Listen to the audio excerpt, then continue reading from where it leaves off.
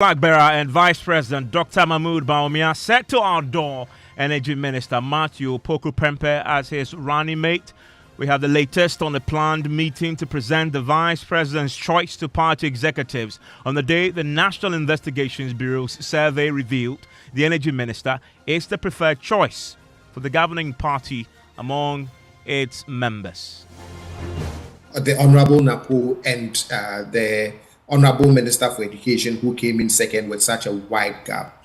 I can see why party delegates, party executives would want to hedge their bets on Napo because of particularly his popularity within the party.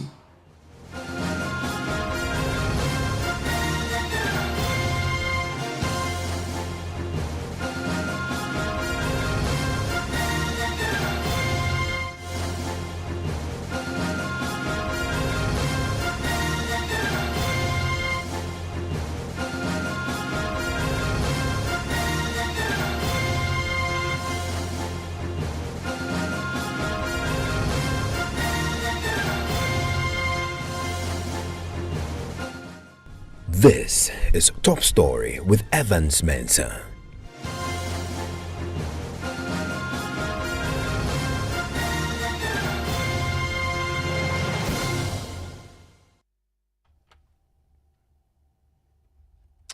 Well, John News is learning tonight a National Executives meeting of the governing MPP has been scheduled for next week for the Vice President and party flag bearer to present his choice of a running mate to executives. It comes on a day John News revealed exclusive details in the National Investigations Bureau survey of party members across the country on their preferred choice of running mate. The Energy Minister, Dr. Mathew Opoku Prempeh, emerged the outright favorite. Now, this is according to the NIB's own report, is due to his popularity and strong connections with the grassroots of the party. We'll hear from the Bawumia camp pretty shortly and bring you some analysis of this. But I want to bring in right now a member of our political desk, Kojo Brace, who joins me in the studio with this. Let's walk through the methodology the National Investigations Bureau used for this. So they say that once they anticipated that the running mate or there will be the selection of a running mate by Dr. Mahmoud Bawumia, the MPP presidential candidate for 2024, the National Intelligence Bureau conducted a comprehensive nationwide survey from June 12 to June 14, 2024. The survey targeted... And so this is just last week? Yes. This is just last week. So the survey targeted MPP delegates, including national, regional, constituency, and polling station executives, utilizing the party's delegate album to ensure a representative sample. And they add that the survey, they polled 5,116 party executives. So that is the sample size. So that's out of, and this came from the MPP delegates that we know, that they've used over the period for their own primaries. And in that particular mix there, that Bawumia himself was a overriding favorite when they went to the primary. So these are people who are already beholding of the man already. They like him, but it comes down to his choice. And they talk about 5,116, but it's instructive to note that this was done between last week Wednesday and last week Friday is when the poll was done. Very recent. This is very recent indeed. And let's get to the specifics as to the percentages when it comes to the polling that they did of these party members. Okay. Now, so out of the 5,116, Dr. Mathew Opoku Prempeh, who is the MP for Mensah South, secured 76.2% of the responses from the executives that were polled, making him the leading candidate for the opposition of a running mate. Now, Dr. Yao Seyaduchum, who is the Minister of Education and MP for Bosomtwe constituency, garnered 10.1% of the responses from the polled executives. Other notable personalities, which included, Apostle Opoku, former chairman of the Pentecost Church, and Brian Achampo, who's currently the Minister for Agriculture and MP for Abetifi constituency, they constitute some 4.57%. And the interesting thing to note here is the Apostle Opoku name coming up. It's something that all the political desks we picked up quite strongly at the time, that was being considered, obviously because Bawumia is the first Muslim to lead the MPP. And because of that, there's been a very strong push among some of the people within his own camp to say, you really want to appeal to the Christian population, and the way to do so is to get a running mate who is known among the clergy and is a Christian leader himself, or used to be a Christian leader. And so the name Opoku came up very strongly. And it's interesting that the NIB poll picked that up, that among the MPP members across the country, these are stalwarts, people who hold positions at constituency level, police station executives, they also felt same. And if that name came up, it must have been considered one time. So it seemed to suggest that names that were in the media, sort of were names that the party grassroots also picked on. Because if you look at the survey, it tells you that all the names that were in the media as favorable or favorite to be the running mate were captured there. Yeah, you also see there, for example, the Chief of Staff's name is there, also comes from the Ashanti region, hands down. Josa Usu, who I interviewed and ruled out any interest in this particular position. Osechi Mensah did not quite rule this out when I interviewed him. Gave a very cryptic answer to it, but again, he's nowhere close to even the education minister currently, Mr. Duchum. So very interesting numbers there. But if you break it down further, Mathew Opoku Prempeh was most preferred choice among constituency and polling station executives. Now look at the numbers. Amongst the constituency executives, he polled some 36.2%. Amongst the polling station executives, he polled some 32.6%. So it tells you his popularity among that particular grouping. Now, a significant majority of respondents, approximately 84%, view Dr. Mathew Opoku Prempeh as the ideal running mate for Dr. Mahamudu Bawumia due to his charisma and popularity among the party members. So they see him as someone who's very, very charismatic. Now, about 88% believe he is a party's choice to pair with Dr. Bawumia. So that's why I say that in what happened in the media space could contribute to this, because they say 88% believe that he is a party's choice. And we've been having this conversation about, so where should the running mate come from in terms of the region? This particular survey by the National Investigations Bureau settles it. In fact, it was Joseph who told me in my interview with him for PM Express that there is a consensus in the party that running mate should emerge from the Ashanti region. The numbers back that now from the NIB. Yes. Now, they say that 94% of the respondents said the running mate nominee should be male. Now, they again say that if you look at the numbers, that it is involved in this, it says in terms of the region, the preferred the respondent said, or 92.96% of the respondents said the candidate should come from the Ashanti region. 92.96%. Just 1.84% preferred someone coming from the eastern region. 1.52% preferred someone from the central region. 1.41% preferred someone from the greater Accra region. And the rest were just doing below 1%. So it tells you that overwhelmingly, the people who were sampled for this particular survey preferred, 92.96% of them preferred the running mate to be coming from the Ashanti region. Now, another key thing that it came up in this particular poll is the NIB's picking up on one of the biggest challenges that the running mate will have to deal with, if indeed it is NAPO. And it came down to the subject of the power crisis that we've experienced this year, the doomsaw that we've experienced this year.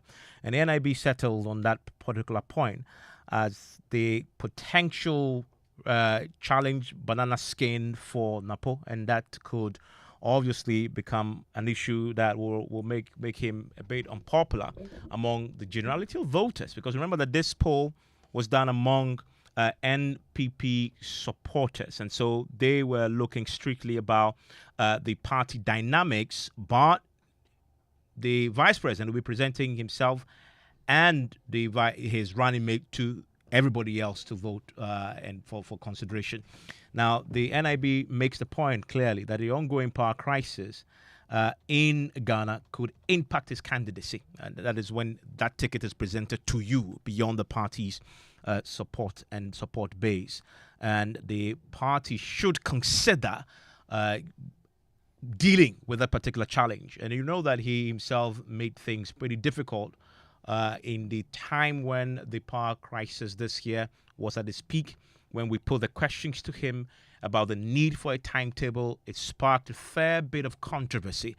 And the NIB report has picked up on that as a potential banana skin for him if indeed the vice president goes ahead to put him forward as his running mate. Listen to that particular comment that seemed to be his major Achilles heel this year, if indeed he's considered. If you are comparing 4 years, MPP administration, energy sector is 300 times better than Drama. But we are still experiencing doomsday. Nobody has said we haven't. But we are still experiencing doomsday. Nobody has said we haven't. I'm just saying, it's far much better than Joe Mama ever did. So you admit there is doomsday in the country? You do admit that there's doomsday. That is the word you used. I have never used that word. Is it not a doomsday or doomsday? I promised you that we are going to work on it. And it's not a work that is a single event. It's a process. And we'll continue to work on it for the energy sector to become better. Have you heard of calls for a timetable? Ask those who want it to bring it. They should bring the timetable. If there is, I haven't seen any timetable. So but people are calling for it. Say bring a timetable. So what do you mean? The ECG says that there is no timetable coming. Why do you want to bring a timetable? What purpose? Why would somebody get up and wish evil or bad for the country? No, it's not about how bad it is. Ghanaians are actually so. When it is not planned, you can't tell the person. So it's necessary for. Were you in Ghana under John Mahama? Did you live in this country under John Mahama? Did you live in this country under John Mahama? Did you? I'm asking the question. It was equally worse. It cannot be equally worse. I want to bring in Professor Ali Duseidu now. He's the head of the political science department at the University of Ghana. Joins us right now on the line. Thank you for your time here on Top Story. How much weight are you placing on this NIB report itself? Okay, thank you, Evans. I think this looks like a scientific confirmation of anecdotal evidence that's already out there. When you look at the considerations for who partner Dr. Bawumia, I think all the names that the NIB have selected in their polls are names that have been discussed widely in the media. But you tend to see that when it comes to these discussions, Napo has wider traction compared to the other candidates. Whether it is through his own agenda setting behind the scenes or people just love him. When it comes to talking about who should partner Dr. Bawumia, his name always comes strongly. People tend to mention him and his consideration. And this is also largely been influenced by the dominant narrative that the running mate of Dr. Bawumia must necessarily come from the Ashanti region. And there have been a kind of near consensus within the party that this is the best way forward. So when you look at this particular survey of the NIB, it seems to confirm what we already know. And Evans, there's something we call the bandwagon effect, that the dominant narrative of a time can influence people's response or perception about the way they vote and who they will vote for. So basically, if you listen to the radio or read the newspaper, it's always, and you see more often Napo's name coming up strongly. Either somebody writes something about him and how he fits into the bill, or the media report will always have him, they talk more about him. So people definitely could be influenced by this strong narrative about him and how he fits into the bill. But also largely because a lot of people think that if Dr. Bawumia is a Mampusi from the north, so and also a Muslim, so his running mate should be maybe a Christian Southerner, preferable an Ashanti. So even if you look at the score about which region that a preferred running mate should come from, is Ashanti region.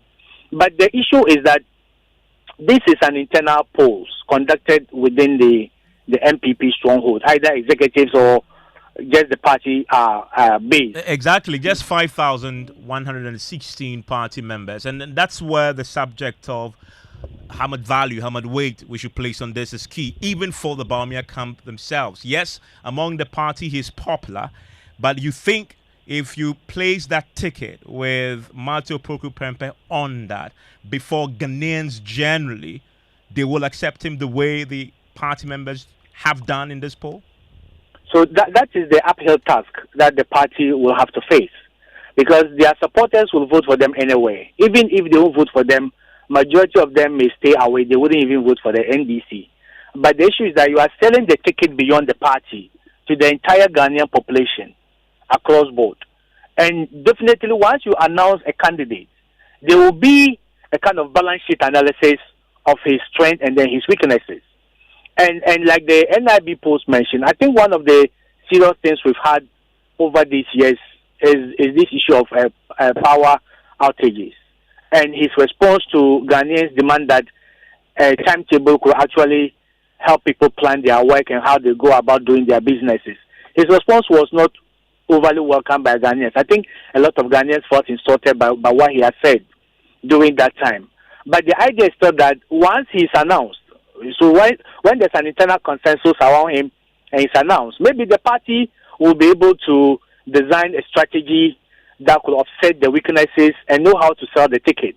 But that stands now is still the larger picture. If you look at the big end, that is the whole Ghanaian population against the small end. That is just the number of party people who are sampled to give this response. Yes, it can help influence decision-making process within the party and shift climate of opinion towards his candidacy as a running mate. I believe the running mate hasn't the flag bearer hasn't settled on a running mate. So this could push the climate of opinion towards him. But that is one step. The other bigger step is how he's packaged and sold to Ghanaians, the complete ticket. So definitely you'll be looking for a kind of character that balance. So Napo balances Dr. Mahmoud Bawumia in terms of identity politics, region, ethnicity, regional balance, and even religion. But in terms of expertise, character, acceptability, pronouncement, decor, and all those things, will he qualify? So I think even though this post points to him, the party will have to sit down and look beyond just the party response and look at character, experience, and other things that may be appealing and acceptable to the entire Ghanaian population, because that combination is what is actually going to win them the seat. The party's support alone will not be enough to get them 50+1. So they should go beyond just the party decision and what the people think, and look at the broader picture and see if there's still a way that they could offset maybe his weaknesses moving forward. Then the ticket will be good. Other than that, you have to maybe look for an alternative. And even this NIB report comes with a warning, and it comes with a warning around the way he's handled and his utterances around the power challenges we saw this year. And we played that one that got a lot of people upset when the public was an outcry for a timetable. That definitely is an issue, is it not? That needs to be dealt with in terms of his public posture and the way he's viewed. And if you recall, the current president himself, for a very long time, faced that challenge of him being perceived as arrogant and yes. rich, and therefore cannot identify with the ordinary Ghanaian, and he had to work on him for 3 successive elections until he won in 2016. Isn't that an Apple challenge too? Yeah, I think so, Evans. I think largely a candidate's demeanor, his relationship with people, can actually evoke a lot of sympathy in terms of electoral votes. So if he's largely perceived as someone who is arrogant, or even sometimes certain pronouncements that he makes can belittle the intelligence of Ghanaians. So recently he was explaining the difference between the kind of doomsday we're facing under ex-war President Mahama's government and the kind of doomsday that we are facing now. And people who face this reality every day thought that explanation was belittling to their challenges, the everyday struggles they go through, and to their intelligence. So I think it's not just how popular you are within your party. The ticket goes beyond just the MPP as a political party to embrace even people who don't belong to political parties and are going to vote, should see a kind of value or merit in you and how you complement the ticket. So, when Dr. Mahmoud Bawumia has been doing his tours. One of the things that kept coming up is the fact that he's very humble, he's down to earth, he's respectful. Those kind of things are very good character traits that a leader must possess. But if you are a leader and then sometimes even the way you respond, you are elected to solve people's problems, the people of the citizens of Ghana. So even as a minister of state, if you can't even speak politely to people about challenges that you are still struggling to address, then when you become president, what will happen?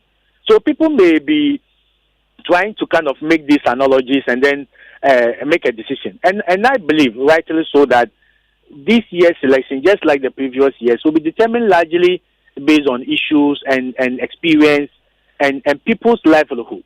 So it is very critical, not just at the domestic individual level, but even businesses that are affected by this. So I believe that this is just an opinion poll. It have useful lessons. The party may work with it and then see how they can offset the weaknesses that have been identified by the survey. That's actually why we do surveys, so that you can look at the advantages but also the weaknesses. And if that's the candidate that you wish to present, then you can work on the limitations and weaknesses and see how you can rebrand the candidate towards December election. And so that's the point. And that's the point, is it not? I mean, if you have to rebrand him, they have less than 6 months to do so. Considering that they've waited till June now, and now we're hearing that there's a meeting scheduled for next week that Bawumia is now billed to present his choice to the party executives. Beyond that, we will now get to know about it too. This is June. Assuming he even does it before the end of the month, he still has less than 6 months to go. Will they have enough time to market him, to do what is required to change people's perceptions about him within the time frame they have? Yeah, I think, Evan, that's a very short time to do that kind of thing. If it's about the economy, maybe you can pump money into the economy at the last minute to show growth, even if it's artificial. You can create jobs at the last. You can do things that we can have the quick impact before election. But when it comes to character and rebranding of character, it takes time for people to trust you. And remember, our current president, it took him, I think, 2 or 3 elections before Ghanaians. Sometimes it's not even the people who have so much trust that you have changed, but maybe the people are just fed up with what they are having and they need an alternative. So largely, I think 6 months is too short a period to be able to do that kind of damage control. And we are in a world of records, Evans.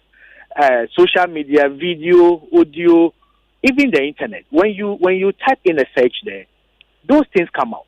So when you say he's a change person and then you rebrand him, the opposition party goes to the records and then play back what he has been saying. Say, how can this person change within this short period of time? So it is kind of it will be a lot of battle between, maybe if that candidate is actually selected for the MPP. Yes. I'm not saying it's impossible. They can still make an effort, but whether that will change the minds of Ghanaians within 6 months period is something that they can only decide. I can decide that for them. And that there is a view from Professor Ali Dusedu, who is the head of the political science department at the University of Ghana. Thank you very much. Professor Kwesi Amakye also joins me. I want to take you to the Ashanti region now. And if you notice what has been said in this NIB report, the party is overwhelmingly behind the running mate if he's coming from its stronghold of the Ashanti region. And Dr. Kwesi Amakye is a political science lecturer at the KNUST from that particular region and joins us with some perspectives on this. Dr. Mathew, thanks for your time here on Top Story. Hello, Dr. Mathew. I've lost him there on the line.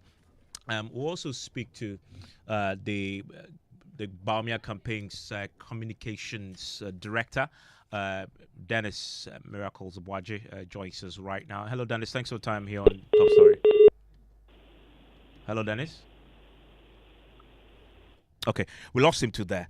But what is your own take? So this is a view of party members, but remember that this is a ticket that will be put before all of you to make a decision on December 7. I want to hear from you, 055-1111-997.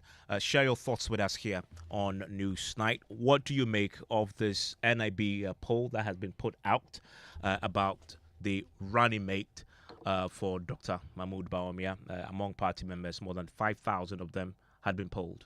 Auntie T, I beg, fix me go betete Ghana. No gari, no oil, no plantain, just beans then eggs. Hey, brah, that be dangerous combination, no? Problem no day. I feel handle am. For Telecel, with the Bob say everybody gets what they like. That be why Made For Me bundles day. Based on your usage, you fit get your own data and call packages. Fala! Made For Me bundles like the way you the want them. That *530#, then buy Made For Me bundles today. Telecel, connecting energies.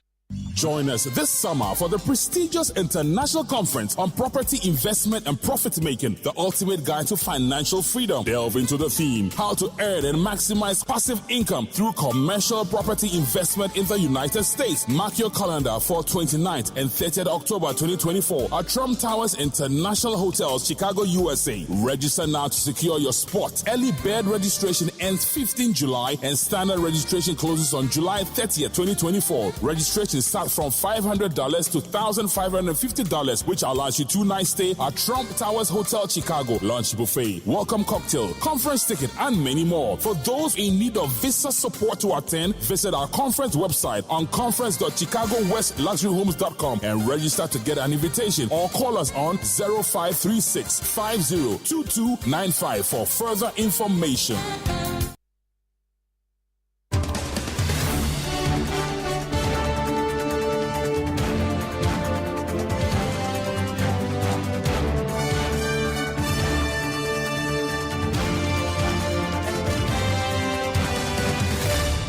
And let's bring in the Director of Communications for the Bawumia campaign team. Miracles Obwaji joins us right now on the telephone line. Thank you, Miracles, for your time here on Top Story. So this NIB report, has it been formally placed before the campaign team? Has Bawumia himself seen it? Evans, I don't know whether the NIB has actually formally put out any such reports. I don't know, but no, nothing of that sort has been brought to the flag bearer. I can't also tell whether the NIB formally put this out. I don't know. I don't know whether you've also verified whether it's actually coming from the NIB. Formally, no, of course. I mean, our job as journalists is to get information that all of you want to hide. That is how we got our hands on this. And from what we understand, this is far along in terms of the consideration. Well, I don't know. We haven't received any such thing. I'm sure if there is any such thing from the NIB, they probably would have shared a copy with the flag bearer by now. But no such thing has been given to them. You certainly haven't seen one? Say again? You certainly haven't seen one? No, I haven't. But it's standard practice, we know, going into an elections, that the NIB does these polling. You haven't seen any polling at all from the NIB on the running mate and the potential outcome, for example, of the 2024 elections? Well, I think the NIB has its own reporting structure, and the NIB has where they usually present their works. And like I'm saying, I don't know whether the NIB has put out such report, and as to whether it's even accurate, correct, and it's from the NIB. So I can't speak to it because I don't know whether it's from the NIB, and we haven't received any such report or document from the NIB. Certainly, Dr. Bawumia will have to make a decision one way or the other. Absolutely. In making that decision, is he deploying science in considering who to put out? This is scientific, is it not? At least it polls your own party members, more than 5,000 of them across the country. Is Bawumia adopting the same approach in terms of supposedly, Evans? Supposedly, it's supposedly a polling of the party people. Like I'm saying, you yourself, you haven't verified it. These days, anybody has not considered put some of these once things you put together. it out, it's verified. But I'm asking you, is Bawumia adopting the same approach in terms of basing his decision on Bawumia, Dr. Mahmoud Bawumia's indicators for selecting a running mate is quite simple and straightforward.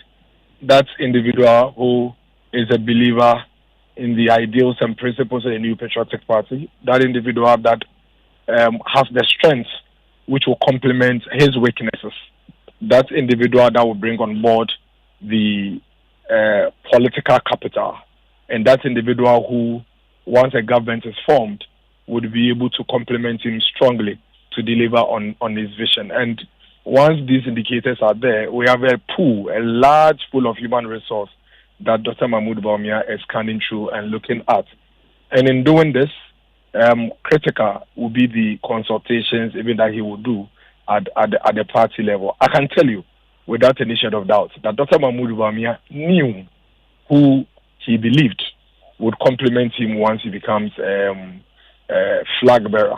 It's all part of the work he had to do before he put himself out there, so he knows he's ready. What is left right now is for the right time, based on the campaign strategy, the campaign calendar, and the campaign timeline to come, and then he would announce a running mate.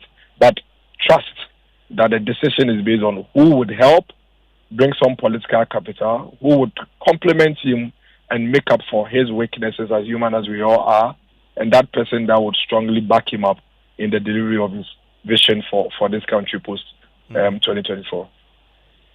Is that choice Mathew Opoku Prempeh? I don't know. Like they say in Akan, the language says what the king has said, not what the king is thinking. At the moment, the king, the thought of the king is what I know. I am not at liberty to say what the king hasn't said. At the appropriate time, when Dr. Mahmoud Bawumia's time is due and is ready, our strategy and our timelines, the person will be announced. And is it can be any of the names you have in the report. It can also be any of the names outside the report. Only Dr. Mahmoud Bawumia is quite certain in his head who it is he is going to nominate and present to the National Council for ratification or otherwise. Remember, in our party, it's a process. And so there are a lot of consultations that Dr. Mahmoud Bawumia has been going through over the past few months, trying to pass the nominee as he has it amongst the party people. And once he's done and our timeline is due, he would present this name to the National Council for the National Council to consider whether they find the nominee by the flag bearer appropriate or otherwise. And then it will be taken from there. So we are clear, certain who the person is. Dr. Mahmoud Bawumia knows who the person is. He's only waiting for the right time to our strategy to put it out. And he travels tomorrow, from what we understand. He's going to the UK, is he? Yes, he's joining the MPP UK for a couple of activities. And from what we understand, when he returns, he will be submitting that name to the National Council. I'm sure you remember 2 weeks ago on Joy, it was also mentioned that when he goes to Kumasi, he was going to mention the name. For me, I think the speculations, the anxiety, the expectations is all good. We're in a political season. We should allow that. But trust me, it can be tomorrow morning. It can be tomorrow evening. It can be next week. It can be next month. Per our strategy, we are clear in our mind when the name will be put out. And once it's due, we'll put it out. For now, the focus is on getting Dr. Mahmoud Bawumia's message to cover every space across this country. And that's what we are still on. And that's what we are still working at. Okay, that's Miracles Obajo there. He is the Bawumia Campaigns Team Director of Communications. As News Now, I will take your own thoughts on that NIB report. Share with me if you agree with that report or not. 05511119997. Still ahead. Crisis in Ghana's public health facilities. A strike by Medical Laboratory Professional Workers Union paralyzes healthcare delivery with pregnant women, sick children and persons with emergency cases left stranded at laboratories across the country. I'm pregnant and I'm tired. The walking, sitting in the car, the movement here and there is very difficult to reach here. We'll tell you how some sick persons are postponing treatment for their ailments or abandoning treatment altogether. But the union insists on not backing down until their demands for better conditions of service are met. They are acting in a way for us to see that they are desperate. And that is what has led to this. So you won't call the action off? We are trying our best, but I prefer that up to this point, fair wages could have engaged.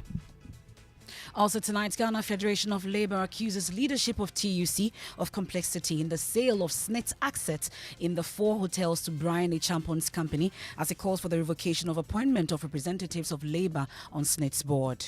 I suspect the leadership, not the TUC. The leadership. You suspect them. You suspect them of what? Of what exactly? No, complicity in this whole thing that we are all talking about.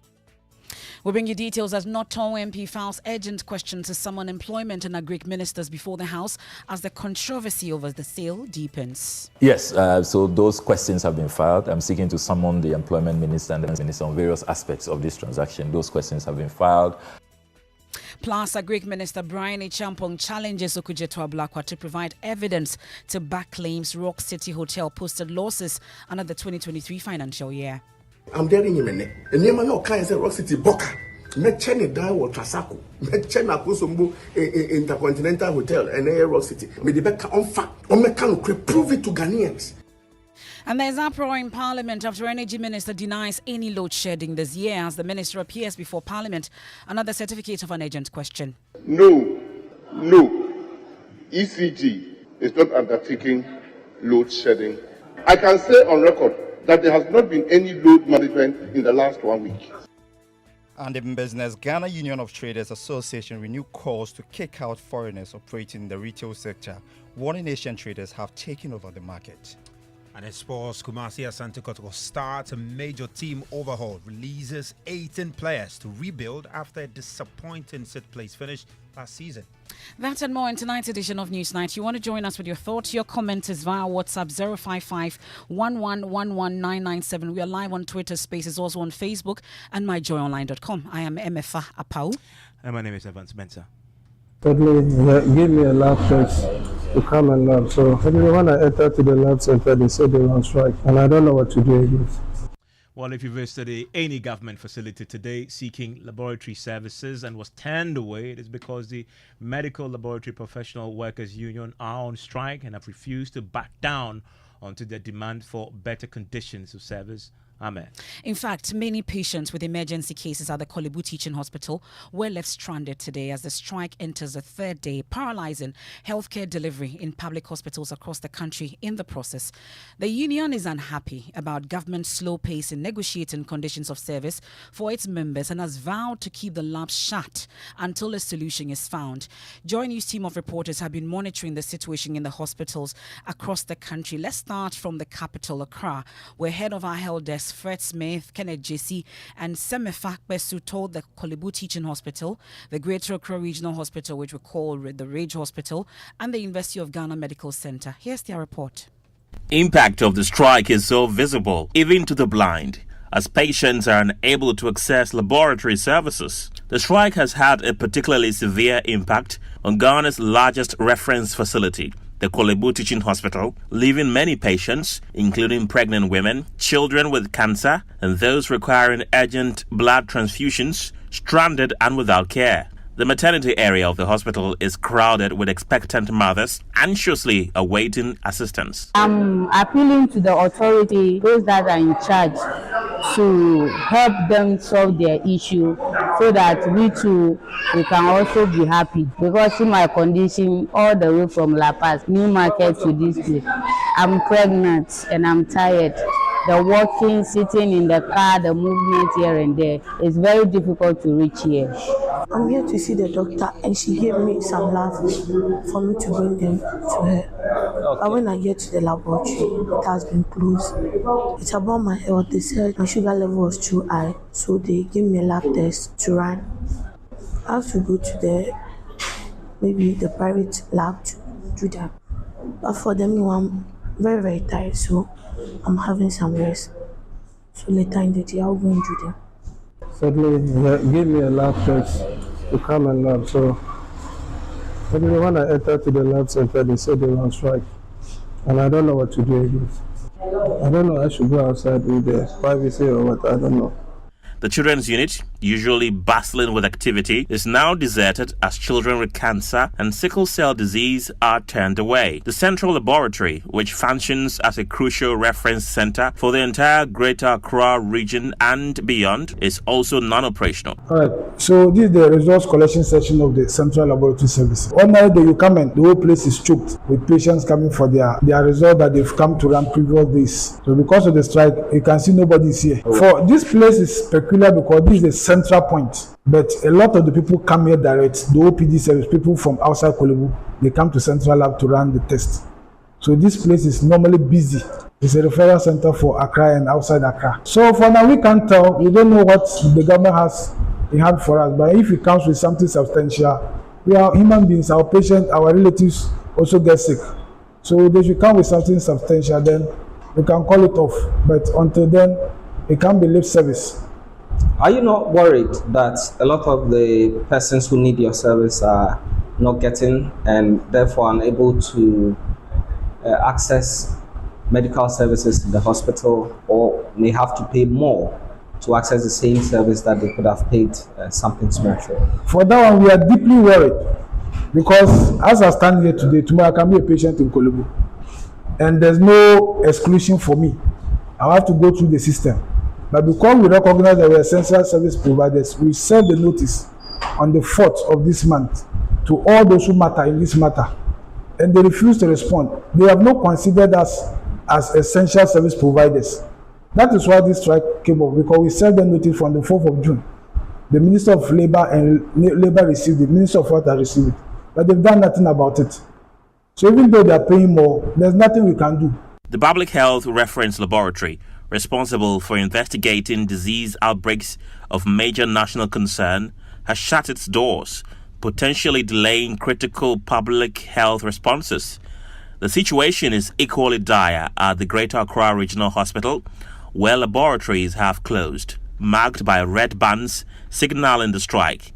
Patients in need of lab investigations, including those with emergency cases, are being turned away, while some are forced to seek expensive services at private labs, which charge approximately 3 times the usual cost. Many with non-urgent conditions are postponing or abandoning their treatments altogether. At the University of Ghana Medical Center, the main laboratories have ceased operations, leaving only a small mini-lab functional. This mini-lab, primarily intended for patients already in recovery, is now inundated with new cases as stranded patients flock to it for assistance. I was here around 6:30 exactly. I went to Cadro and then they sent me to the lab, the other one, and the main lab. They said they are on strike. So it took me about 3 hours to wait to get another lab here, which is different lab for the main lab itself. So I came and I'm waiting for the lab technician to come and attend to me. They are working all right. I think the main lab also, they are faster than here as well. I don't know whether because of the strike, that's why here is become slow or it's not fast like the other side. I think they are working. The increased demand is placing tremendous pressure on the limited resources available, straining the facility's ability to provide adequate care. I want to take you to the Ashanti regional capital now, where Clinton Yeboah has been interacting with patients also left stranded at the Konfanotu Teaching Hospital and the Mensah Government Hospital. Offices offering laboratory services at the Mensah Government Hospital in Kumasi have been closed with red banners and the inscription "Strike Notice." Patients and their relatives are visibly distressed as they are hardest hit by the strike. This 81-year-old lady, whose daughter is undergoing a post-delivery treatment, is stranded in accessing lab services.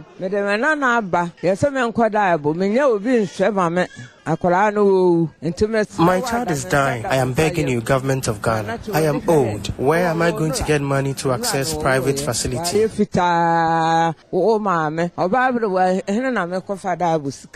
The situation is the same at the Konfanotu Teaching Hospital, as OPD attendees are directed to private labs, but the patients complain of the high cost of accessing private lab services. The cost outside is expensive. They took 670 cedis, which ordinarily I wouldn't pay if I had the lab service here. The strike has rendered other departments such as the disease control unit, maternal wards and blood banks passive. The Ministry of Health has appealed to the striking lab workers to call off their strike and return to the negotiation table. The Ashanti Regional Chairman of the Ghana Association of Medical Laboratory Scientists, Dr. Eric Kofi Edu. You see, the medical lab scientists have been ignored for a very long time. The medical lab scientists play a very pivotal role in the healthcare delivery system. But you see, things have gone too way back, and we feel that 2 years since we started doing this, So, I mean, the minister and the Labour Commission should have intervened for us to, agreed on things and not get here. And we wish that things are not going this way. And we feel for the people that we render services to, but it's unfortunate. So we feel that we can still handle things as early as possible if the government intervene and then call us to the table. Well, the situation is no different in the central region, according to monitoring of the situation by correspondent Eric Asante following his visit to the Winneba Trauma and Specialist Center. The union has since refused to back down until their demands are met. They accuse the Fair Wages and Salaries Commission of unfair treatment. We know that the Fair Wages issued a statement accusing the laboratory professionals of breaching the negotiation process. But thankfully, we can bring in the General Secretary of the union, Cephas Kofi Akoto, joining us on the line. It's been 3 days into this particular action. We are grateful for your time here on Newsnight. Really, have we heard from the Fair Wages, Ministry of Health, all those who matter when it comes to this, listening to the impact that your strike is having on patients? That this very moment is the most difficult in my life as a leader and as a citizen of this country. It appears people are more interested in how the public will look at them rather than doing what is expected of them. We served notice from 3rd of June that our members are threatening to embark on strike. We've received letters from all the regional branches and chapters, notified the employer and the Labour Commission. Unfortunately, till now, the duty bearers, particularly Fair Wages and Salaries Commission, which is the government's negotiator, has failed to even acknowledge receipt of the letter. It's just this afternoon that Joy News brought to my attention a letter they wrote to the National Labour Commission and the Ministry of Finance and other ministries. I feel that Fair Wages should not be behaving the way they are doing. They are dragging feet and deliberately delaying the negotiation process. I think that in Ghana we should be serious with our work. Seriously speaking, look at the story you've just captured. The number of people who are crying out there. Just because someone in his office has failed to bring us to dialogue, they are shouting in the media that we should go back to negotiation table. We are also asking them that let us engage. But yet they are not availing themselves. As a union, we even wrote, arranged for a venue, paid for it, requested the employer to come for us to negotiate. They failed to show up. So if they say we should come and negotiate, are we refusing to negotiate? Have they ever invited us and we have never showed up? Up to now, Fair Wages and Salaries Commission, for the span of this strike, from Monday till now, has never even placed a call that, come and let's dialogue. Nothing like that. The employer, which is the Ministry of Health, has also not done that. But they care more about the kind of story they'll put into the media space to deceive the public. I think that we should go beyond this, because we are playing with people's lives here. Me, as a leader, I find myself in a very difficult situation. When you turn to your membership, they say that you have gone to take bribes. When you go to the employer, who is to sit down and negotiate with you so you can have something very tangible to share with your membership, they are also saying you are giving them too much pressure. And you, as a leader, you don't know where to go. So what do we do in this situation? We are trying our best for us to contain the situation. Let's meet and dialogue. Let's negotiate. We know this is negotiation. The union has not taken a entrenched position that at all costs, everything they have requested, they should be granted. That is not the case. And I was coming to that, Mr. Akoto. Really, what is it that you seek that has not been given, and how long have you been at it? Simply, let me just go straight. We are medical lab scientists. We take people's blood samples that contain all the diseases you can think of, including HIV, hepatitis B, all the diseases that we think of, even COVID. We handle all these things in the space where we work. When you go to the laboratory, we don't even have any office. You sit in that area, and that's where you do everything throughout your life. Our health and safety is compromised. So, and the stress level of the work require that there should be regular care so that we, the workers, can also be safe. We requested for health care for medical lab scientists. Up to now, the employer feels that no, it's too much they cannot do. Meanwhile, we have national health insurance. And we are saying that disease conditions that insurance does not cover, we work as healthcare workers. So the employer should support us so that when we are sick, at least our health can be catered for. This is not money. How do I call it? The condition of service we are talking about simply has to do with our promotion.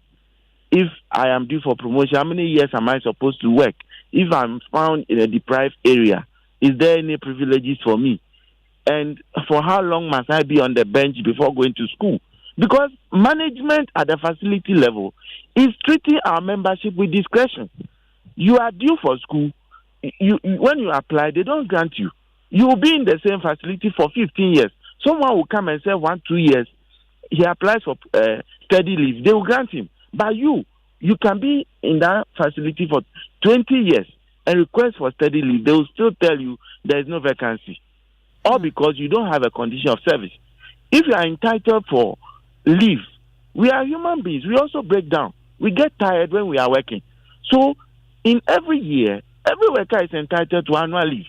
When it's time for you to go for your annual leave, the number of days you should be granted is sometimes left to the discretion of facility managers, simply because there is no harmonized document to guide the number of days you should be granted per your qualification. Okay. So the treatment is different when you go to different facilities. We think that there should be harmonization so that people will stop moving from one facility to another. Because if we are treated equally and the same way, it means that even a village somewhere can still have a qualified person who will serve them and will enjoy the same opportunities or privileges available to those in the bigger facilities.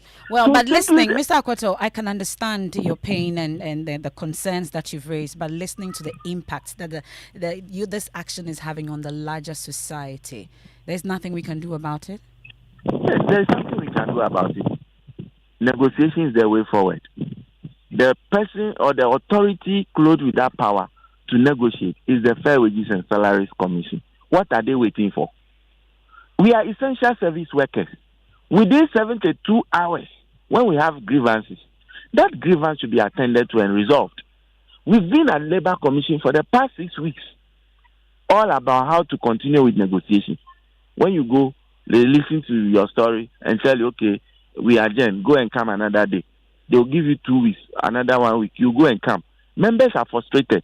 We are scientists. We want to be stable in our mind, so that when we are testing, we can give you accurate results. If I'm troubled, I have financial issues worrying me, and I'm still thinking about the stress going on, do you think I'll be stable to give diagnosis accurately? It will affect my work.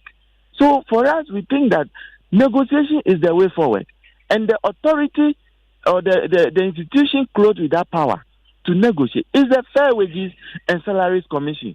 Fair Wages and Salaries Commission told us at Labour Commission that they need financial mandate to negotiate. And that mandate comes from the Ministry of Finance. What is delaying the Ministry of Finance from giving the mandate to Fair Wages? Well, that's CFAS Kofi Akoto there. Is the General Secretary of the Lab Scientists there. They are on strike. It's 3 days already, and we are yet to hear from the Fair Wages and Salaries Commission. We are yet to hear from the Ministry of Health, as well as from the National Labour Commission. We've been trying to reach them on this. You're so live here on News. Night is on Joy 99.7 FM, and tonight, Emefa, there is a significant crack on the front of organized labor. As we're hearing tonight from the Ghana Federation of Labour, they're accusing the leadership of the Trades Union Congress of complicity in a proposed sale of SNIT's 60% stake in 4 top hotels to a Greek minister, Brian Champon's company. Now, key leaders of TUC were conspicuously missing during yesterday's hands-off our hotels demo by organized labor and minority to pressure government to halt the deal. Now, on PM Express last night, the Secretary General of the Federation of Labour, Abraham Kumsin, says the leadership of TUC, they've shown that they are not working in the interest of workers and must revoke the appointments they have on the SNIT board. I didn't see any of the elected officers. That's very serious.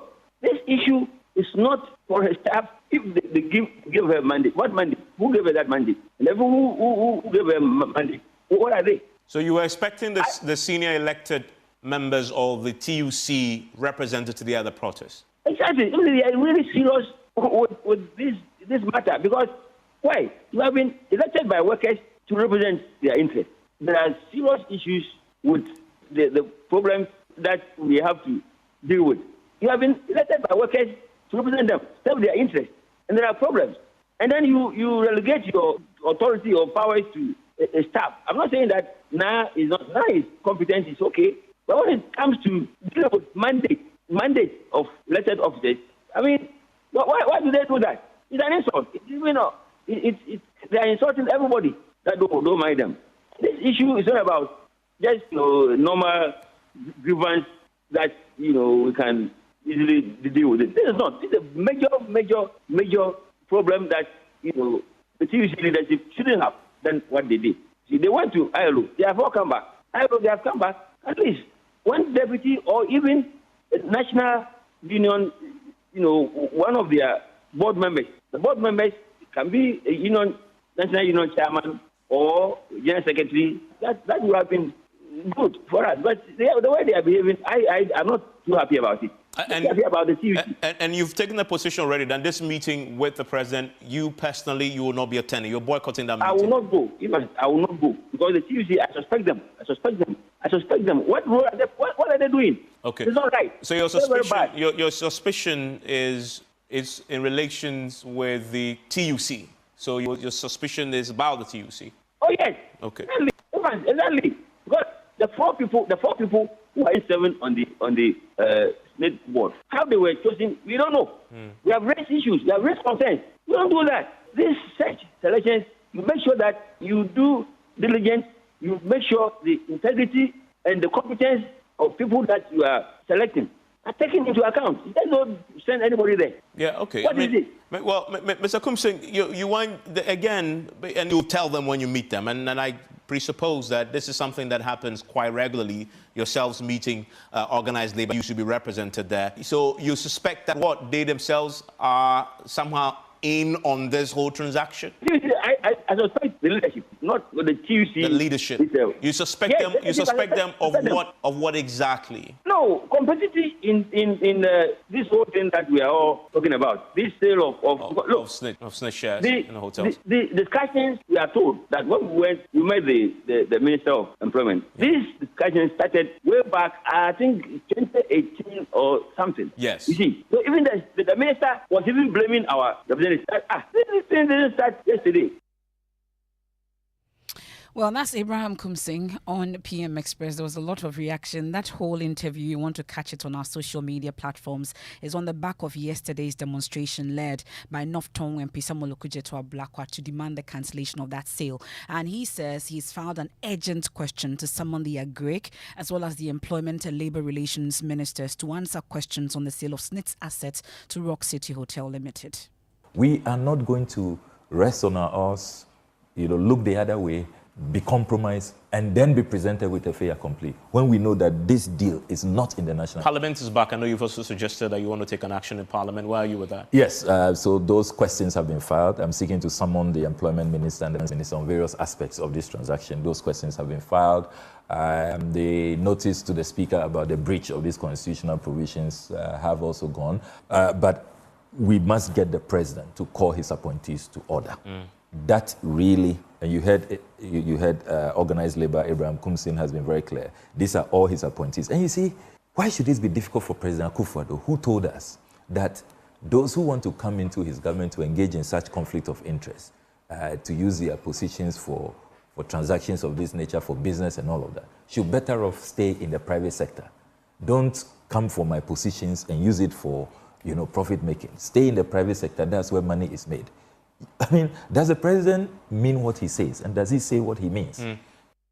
Well, Rock City is a company that won the bid, belongs to the Greek Minister Brian Champon. Has it been making losses? Well, the Noktong MP insists the company has made losses under its 2023 financial year.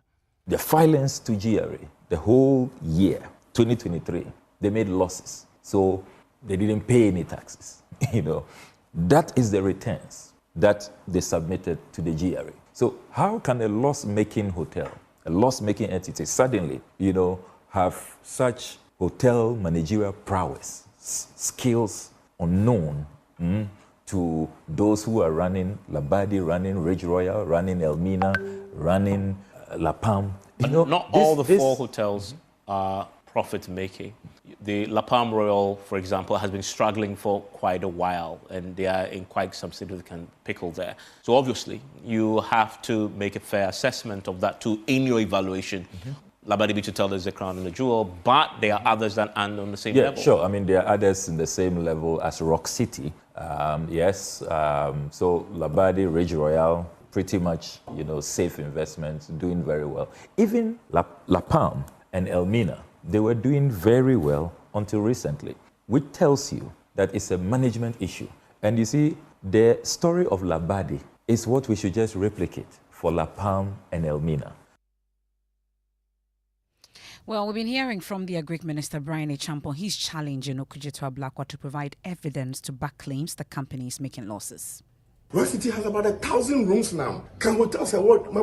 Can the number of rooms they are not even close to Rock City. I see you are not paying taxes. But I'm saying that Rock City, I'll come to that. Rock City is building over 3,000 rooms today there. What are you talking about? We are not paying taxes. This is a company that is paying VAT and paying taxes almost about $100,000, equivalent to $100,000 almost every month. What are you talking about? They don't pay taxes. Check from GRA, check from SNIT. Put all the Rock City hotels in Ghana, Akosombo, in Kumasi, in Accra, in Takoradi, and check whether they are not paying taxes. You see, the lies, I don't have any problem him doing his politics. Oh yeah, the politics in him and family.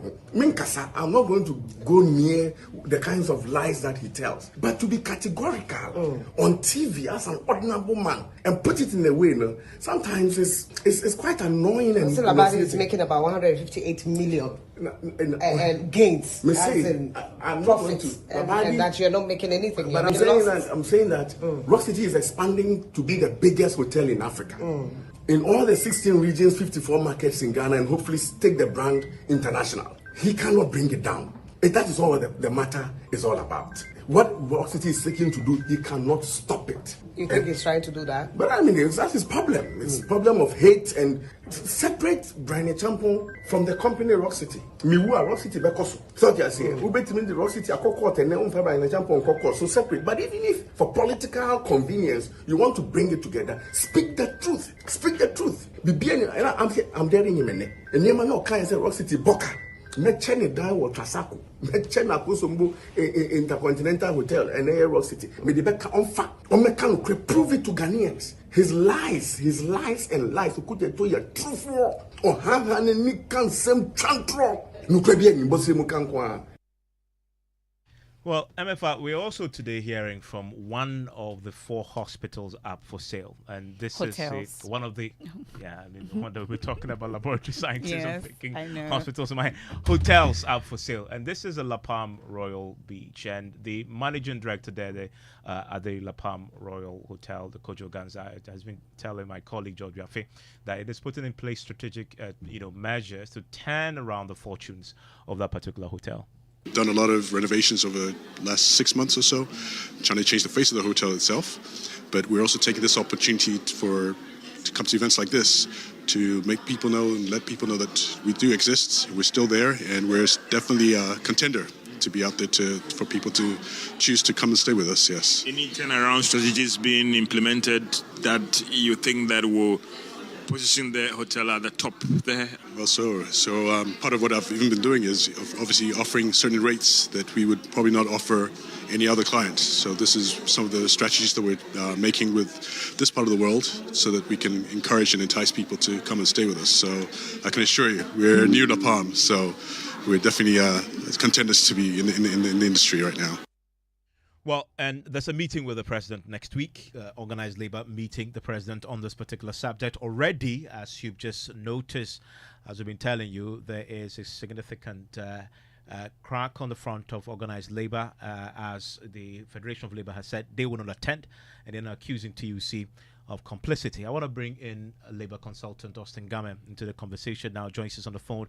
Mr. Game, thank you for your time here on Newsnight. This is a significant issue for TUC and organized labor, considering what we're now seeing, the break on this front. What's your own intervention as to how they get to unite their front again as they approach the meeting with the president next week? Thank you, Evans. I think that organized labor is a very credible body made up of various unions. The concerns being raised by Mr.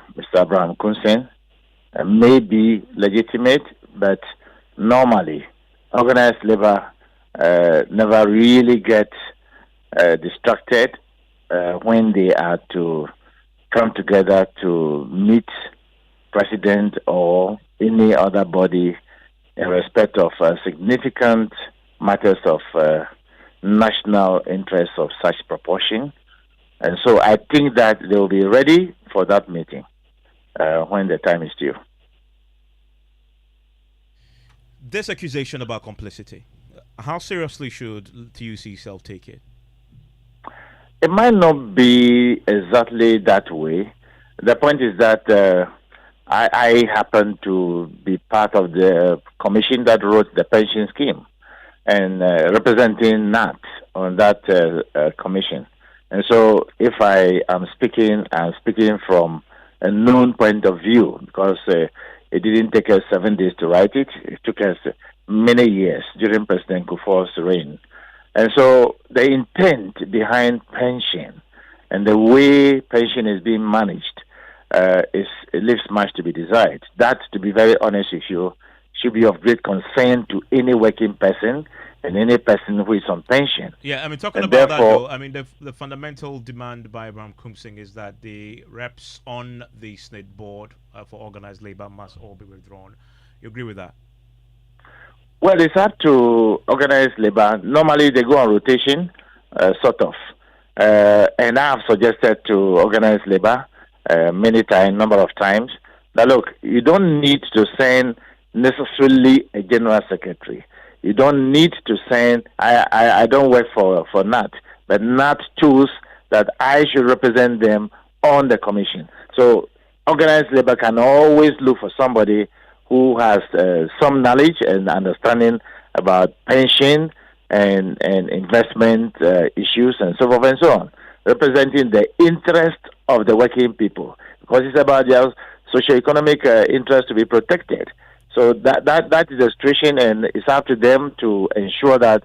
And then we contributors of SNIT, who are the shareholders, must demand it. They are not. I don't think they'll be against that. We must demand it, and demand that we have a certain caliber of people, and also the number of people who should be represented on the board. That, I'm sure, it might be the concern of Abraham Kunsin. He has to articulate it properly. Okay, thank you very much. That is Austin Game. He is a labor consultant. Still listening to News 90 on Joy 99.7 FM. And it's not time for business, and we can bring you the thoughts of Mr. Shen as far as the latest business is concerned. What do you have in the headlines? Hi, Evans. Coming up in business tonight, Ghana Union of Traders Association renew calls to kick out foreigners operating in the retail sector, warning Asian traders have taken over the market, and the Bank of Ghana advised to go after some fintechs not reporting remittances to help support the exchange rate regime. We'll hear from banking consultant Dr. Richmond Etienne. In business news on Newsnight is brought to you by MTN Business. Welcome to the new world of business. Kingdom Books and Stationery, Syntex Tanks, and Pepsodent Charcoal and Herbal. Hey, so as for you, every day you are just pressing your phone. Why? Are they paying you? They are, Oma. Eh? The more I use my MTN, the more points I get. And I can use those points to get airtime, data, and even discounts at shops and restaurants. Hey, so that is why all of you are always pressing your phones. And you won't tell us, so that we too we can enjoy some. Oh, ma. There's always more to enjoy with MTN Rewards. Just keep talking, testing, and browsing all day, every day to collect your points and use it to redeem amazing offers and discounted freebies right away. There's so much available for you. So dial *550# and get your reward today. Let's go. Everywhere you go. Kweku, have you heard what they are doing on MTN?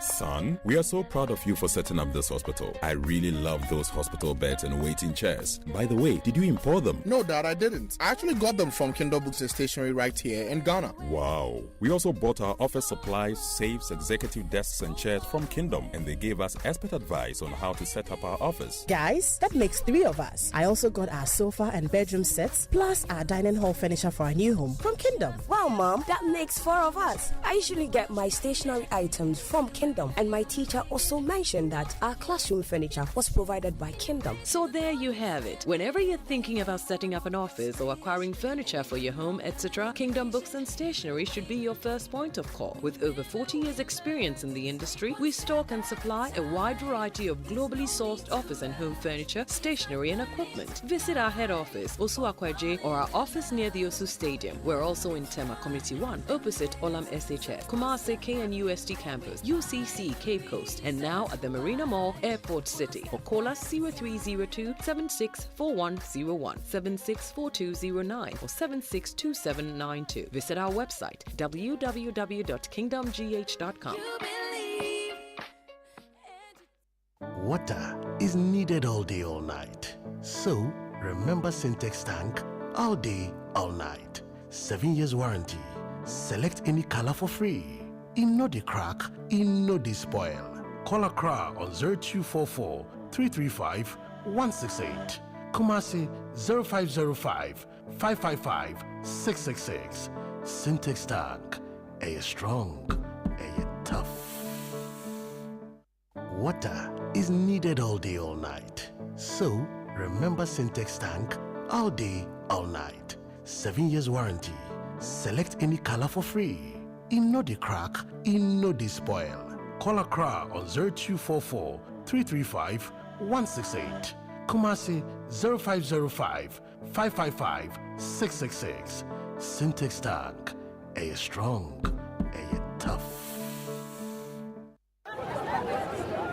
Choboy! We have a new leader in town. Obiarentie. Amafo. Madam was Sibebre. When him say my baby, maybe more charcoal for whiter teeth. More charcoal. Not only that, maybe lemon. More lemon. Zinc for fresher breath. More zinc. And fluoride for stronger teeth. Introducing the new President Charcoal packed with more power with a combination of charcoal and lemon for naturally whiter teeth. Grab yours now. This advert is FDA approved.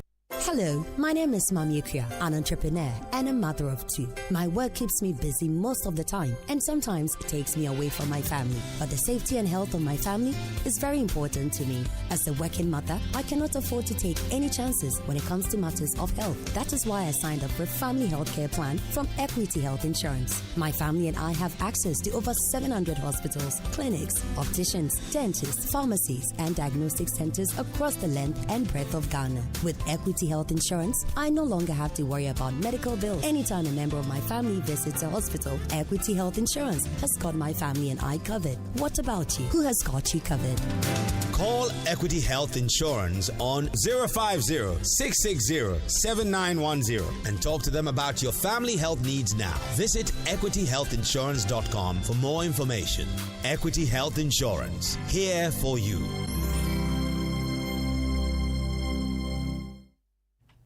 Welcome back to Business on News Tonight with me, James Ishan. Let's settle for the details. First off, the Ghana Union of Traders Association, GUTA, is calling on authorities to be bold and clamp down on foreigners operating in the retail space. According to its President Joseph Obin, foreigners are flooding Ghana's retail space with subsidized goods from overseas. Thus, Mr. Obin believes it's gradually pushing Ghanaian traders and manufacturers out of business as it negatively impacts on the local currency. He spoke at the Customs Controls and Regulations Forum organized by the Ghana Investment Promotion Center. So we have the China Mall, Chinatown, who have taken over 40% of our market and who are derailing the efforts of local manufacturers. And we do not have the courage to clamp on them. They don't bring the correspondent forest for trading. All that they do is to have their subsidized goods being dumped in Ghana, and then they go to the black market, change the money, change the forest to destroy our economy. Sometimes we have to be bold. Shouldn't be that we jeer all this effort to the local trader. It is unfair. The import that we do into this country, the local traders component is only 20%. The bulk of it is being brought by these China or Chinatown and other foreign traders. Dr. Joseph Obin is the president of Greater Now banking consultant. Dr. Richmond Etienne has alleged that some fintech firms are not accounting for the inflow of remittances into the country. Is that such act is affecting Ghana's exchange rate regime? Dr. Etienne, who was speaking on the AM show on the Joy News channel, called for a review at the Foreign Exchange Act to prevent such underreporting. The banks are reporting genuinely according to the Foreign Exchange Act. And then we get the fintech who has just been licensed since 2019, who are not actually accounting for these foreign exchange. So my question is that to avoid these discrepancies and misreporting, I think a time has come for us to look at the Foreign Exchange Act and make sure that everybody reports. What we can do, what we used to do earlier, when we have the Western Union, when we have the MoneyGram, when we have the Royal MoneyGram, what they do is that there is an arrangement to pay commission for them to collect all these data and bring the money to the banking system.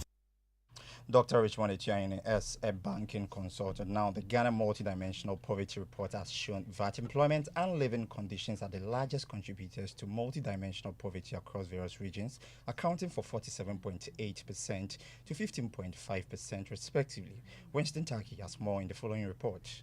The Ghana Multidimensional Poverty Report reveals that 7.3 million individuals are classified as multidimensionally poor. However, Deputy Minister for Local Government, Decentralization and Rural Development, Vincent Eko Asafua, notes that this figure is lower than in 2020. As a result of pragmatic policies and interventions, the 2021 population and housing census data indicates that our multidimensional poverty is hovering around 24.3%. This clearly demonstrates that the interventions rolled out are making an impact and the incidence of poverty is also reducing. Director of Social Statistics at the Statistical Service, Umar Saidu, identifies the primary cause of poverty. So 4 out of 10 households where the head of household has no education, then that household is likely to be multidimensionally poor. 59% of the population in the Savannah region who are multidimensionally poor. But in terms of the actual number of people involved, it's less than that of Ashanti region. Additionally, the report shows that poverty incidence is higher among female at 27% compared to 23% in male-headed households. Winston Taki for Joy Business. Now, the impact of COVID-19 on economies can be curtailed with the reliance on digital skills and hybrid learning processes. To this end, Ghana is the latest country to receive the globally renowned Bufo University, which is providing quality entrepreneur skills and digital tools for tertiary learning. Deputy Pro Vice Chancellor for Bufo University West Africa, Professor Abhishek Rajan, explains to journalists during the official opening of the school in Accra. What makes Botho unique? It's a very technical-oriented, highly focused, student-centered learning, student exchange program, virtual internship. These are the kind of key words that we work with. And we work with these words because that's the need of the hour. We have learned from this COVID pandemic that, just being in the place and coming to the school is not enough. You have to learn how to deal with the risk that comes with many other activities. So one of the major factor of what is the major impact of this COVID has been to teach people how to integrate the new requirement, which is the digital embedding of digital activities within every aspect of the process. So that's what Botho brings by making sure that you not just tell people what to do, but show them how to do it. Professor Abhishek Ranjan is the Deputy Pro Vice Chancellor for Bufo University West Africa. And that's all for business on Newsnight with me, James. Session over to Evans. Thank you, James. And Ms. Bar Mohammed is here with the... Yeah, well, there's 4 Evans there. Well, Evans, you added another name to me. Yeah. Yeah, well, it's Kumasi Asante Kotoko in the news. They have announced the departure of 7 players following the mutual termination of their contract. Now, this comes a day after Porcupine Warriors had released 11 players, including Captain Dalad Ibrahim, Samuel Asamoah, Nana Bain Amwa, Sahaku Fuseni, and Rocky Dramina all agreed to part ways with the Ghanaian Giants after the just-ended campaign. Also leaving the club are Richmond Opoku, Julius Ofori, and Ziggy Shadrach Addo. former Ghana Premier League champions, are undertaking a massive clean-out with 18 players leaving the club following a torrid campaign last season. Head coach of the side, Prosper Ogum, has been speaking on the way forward for the club. In terms of player recruitment, in terms of player performance, in terms of player discipline, we need to look at all these things, which, of course, we have already done. We've had a series of meetings on this. We need to do a lot of structural changes in the playing body with respect to signing of some players to come to augment. This time, not players from lower divisions, but players who have seen it in the Premier League. So these are basically some of the things that we need to also do. We need to actually go out there as early as possible to make sure that the signings that we want or the players that we want, we are able to get them as quickly as possible. That's Prosper Ogum there. So wait to see how Kumasi Asante Kotoko will fare come next season. But even the Euros is still on, and 2 games already been played. One remaining first. It was Croatia, who, a win was stolen from them. Albania just managed to get a draw, and the dying embers of that game on Ongo ensure that the game ended 2-2. And of course, host nation Germany continue their outstanding performance, defeating Hungary by 2 goals to 0. Later at 7 is Scotland versus Switzerland, and tomorrow will be Spain versus Italy. Big game, live commentary on Joe 99.7 FM. Thank you very much, Bao Razak, for that. And that's the latest from the world of sports. Now, Ghana's showbiz industry players tonight disappointed in the Supreme Court ruling that bars well-known personalities and professionals from endorsing or appearing in commercials that promote alcoholic beverages in a bid to prevent alcoholism and safeguard the youth. And the Supreme Court ruling brought to an end a highly publicized 19-month legal battle that had the support of popular personalities in the showbiz industry.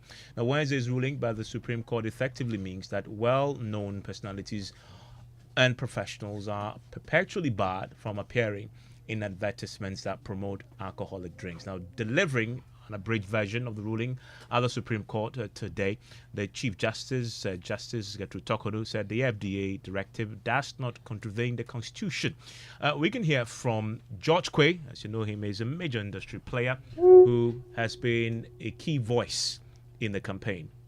Really, here's a fight that the FDA is losing already. Because if I attend an event and it's being sponsored by, what did you win? If I sit on radio and I read an LPM, what did you do? You understand? And then they would say you cannot put an alcoholic beverage billboard within 200 meters of a school. When I'm taking my kids to school, do we fly? Do we fly from my house to that school? Do you know the number of alcoholic beverage billboards that I'll see on the road? When we stop in traffic, do I know what my kids are reading? So did you win or lose? It's in the newspapers. My kids will read newspapers. So really, what did you gain? I think the FDA really need to, I think they're in some kind of a box. It would be good if they came out and let us sit, let us judge, and let us find a common ground. Because at the end of the day, they aren't the only ones who have kids. We have kids too, and we'd like to protect those kids as well.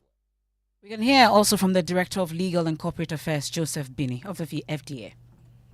In the space of Ghana, DSTV is operating in Ghana. Yes, but we are dealing with it. It's not all. Once in a while, one of it filters through. But we are dealing with that. And very soon we'll have a clarity on that. With this very decision backing us, we'll very soon have a bit of clarity on that, because some DSTV, they claim that it is not coming from Ghana. But we know when we watch the World Cup, they never advertise. To what limit? So that is what will happen in Ghana as well. No matter where you are operating from, once you are airing within the space of Ghana, you cannot advertise alcohol using a celebrity or a well-known personality.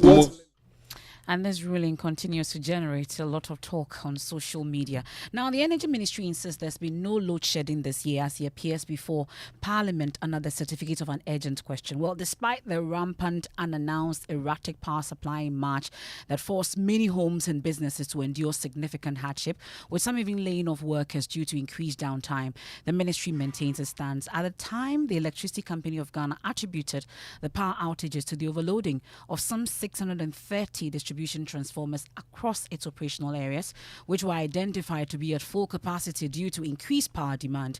However, a subsequent report by the Public Utilities Regulatory Commission, PURC, refuted these claims. Responding to a question filed in March by MP for Tamale North Al-Hassan Suhini, Energy Minister Dr. Mathew Opoku Prempeh insisted that the country has not experienced load shedding this year. To answer this question, urgent question 3 times on this floor, and 3 times I've been here, and 3 times the questioner had not been available, or Parliament had not been able to allow me to answer the question. So the question, Mr. Speaker, has to be seen in the context that it is over 2 months ago, a question as an urgent question. We are pleased to provide the following response to the urgent question. No, ECG is not undertaking load shedding as at the time the question was asked. Mr. Speaker, consumers were experiencing outages due to a number of factors. That included localized outages due to overload on lines and transformers. Mr. Speaker, Mr. Speaker, at the time the questioner put the question, Semper had an emergency valve leak, which meant a complete shutdown, losing immediately 340 megawatts. That also contributed.